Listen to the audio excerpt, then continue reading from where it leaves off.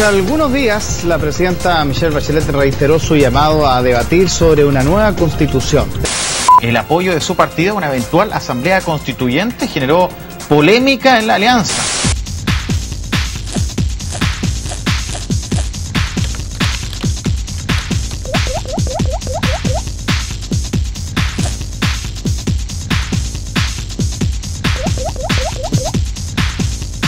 Bueno, yo creo que hoy día está muy presente en la población el hecho de que la Constitución debe ser modificada, ¿no?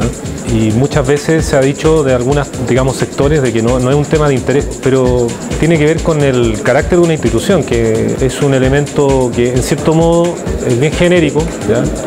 Pero que sin embargo determina cosas fundamentales de cómo se organiza el país. Entonces, si las propias fuerzas políticas no han estado también interesadas en profundizar ese debate, obviamente que la ciudadanía en general podría tener la percepción de que no es un tema tan relevante.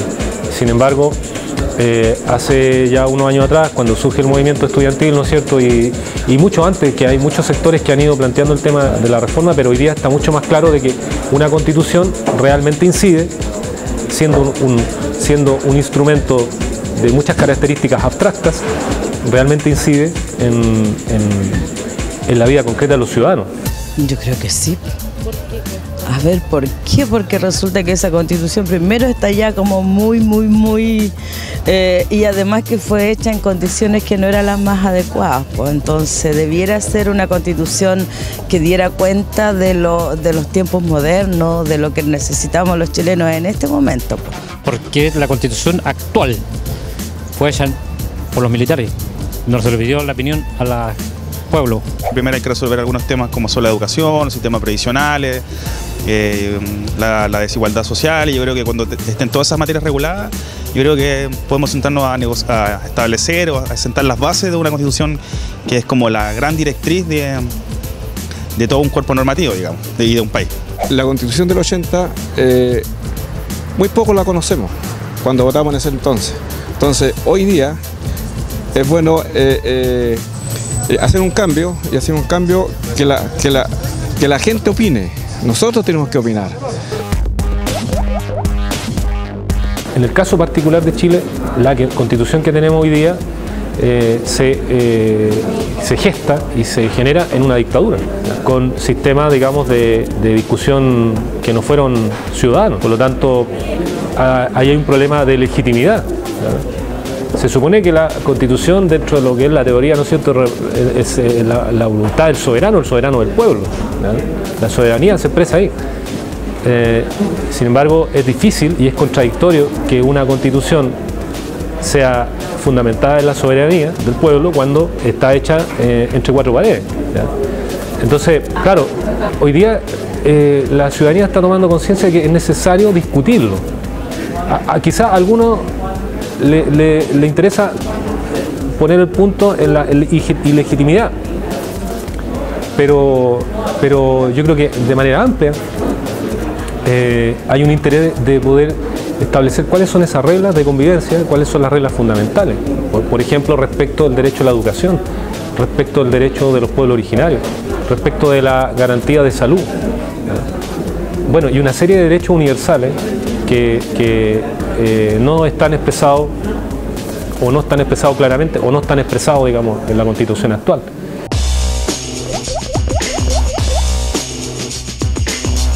Hay posiciones distintas frente a esto. Yo creo que hay, en el mundo empresarial, por ejemplo, yo creo que hay algunos actores que tienen un mayor interés en estas reformas porque perciben, ¿no es cierto?, que tiene que ver con un cambio global, ¿no?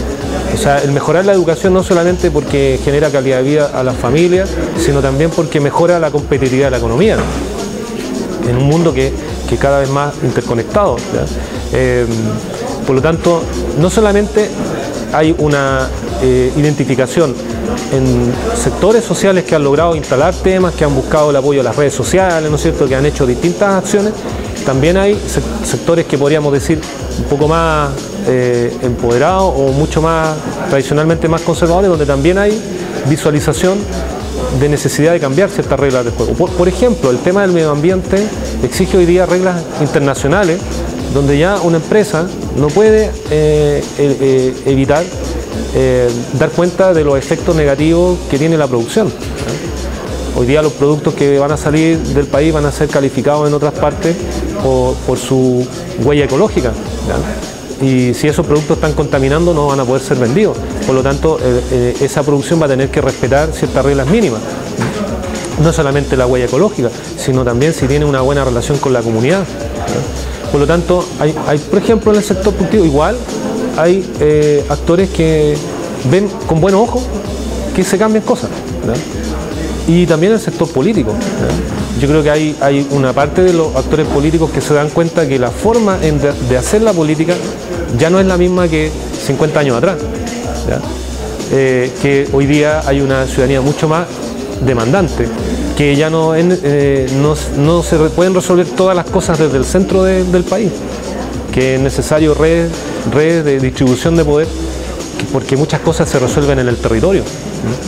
Entonces, yo diría, hay una corriente fuerte, ¿ya? Que se nutre de distintas fuentes para cambiar condiciones que se tienen que adaptar, en este caso, a nuevos requerimientos de la producción, a nuevas demandas sociales. Lo existente es bastante bien fundamentada, hereda la tradición desde la del 33 en adelante, así que por eso es necesario mantenerla, quizás reformar algunos aspectos, pero no del todo.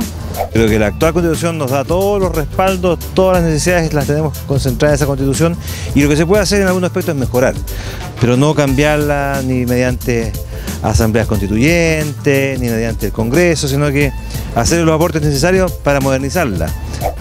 Yo creo que es necesario realizar varias modificaciones, pero no sé si perdemos el tiempo en realizar una nueva Constitución. No me voy a referir a ese tema, no.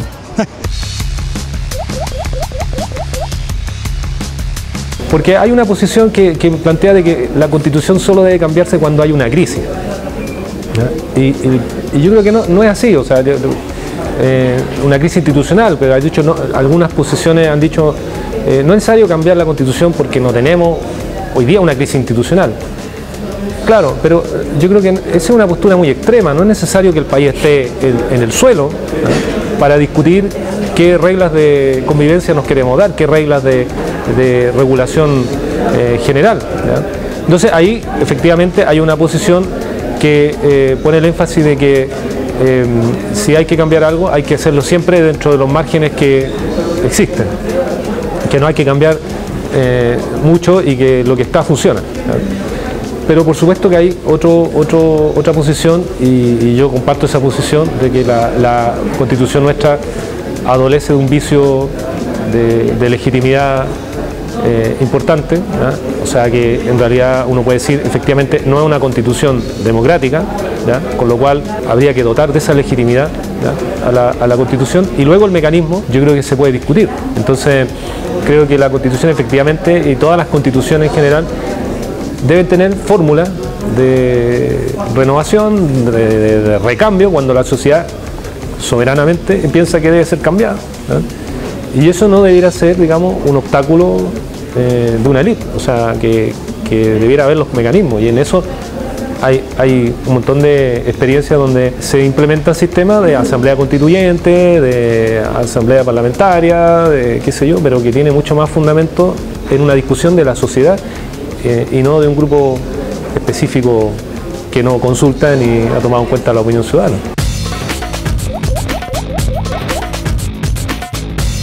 Yo creo que la Asamblea Constituyente no es sinónimo de caos, ¿no?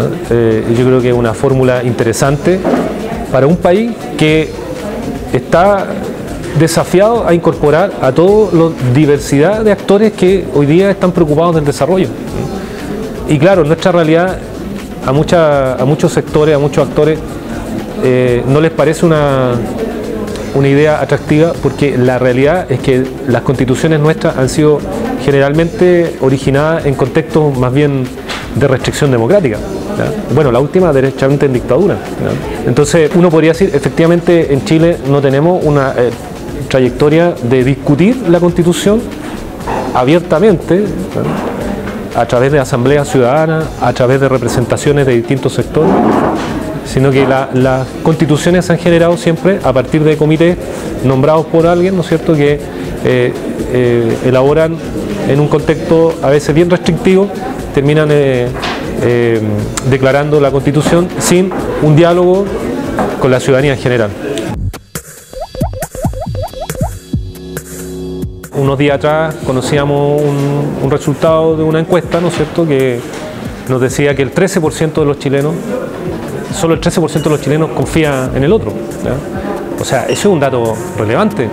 Significa que el 80 y tanto no confía en los demás, que a lo mejor eso no es un estallido social necesariamente, pero significa que un deterioro en las relaciones sociales, ¿ya?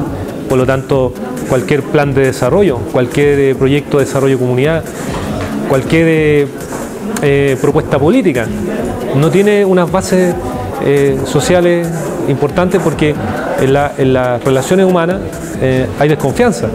Entonces, partamos por eso, digamos, que el estallido social no solamente se va a manifestar en una gran protesta, en una revolución o en una gran confrontación, sino que también los efectos negativos, ¿no es cierto?, también tienen otras manifestaciones, ¿ya? Y eso hay que tomarlo en cuenta, porque si de repente estamos diciendo que vamos a tener un país desarrollado, hay que también preguntarse a qué costo, ¿ya? Desarrollado porque se mide en ingresos económicos, o desarrollado, estamos hablando de calidad de vida y cultura, ¿ya? Y eso es una disyuntiva que hay que discutir, hay que discutirla, obviamente, ¿ya?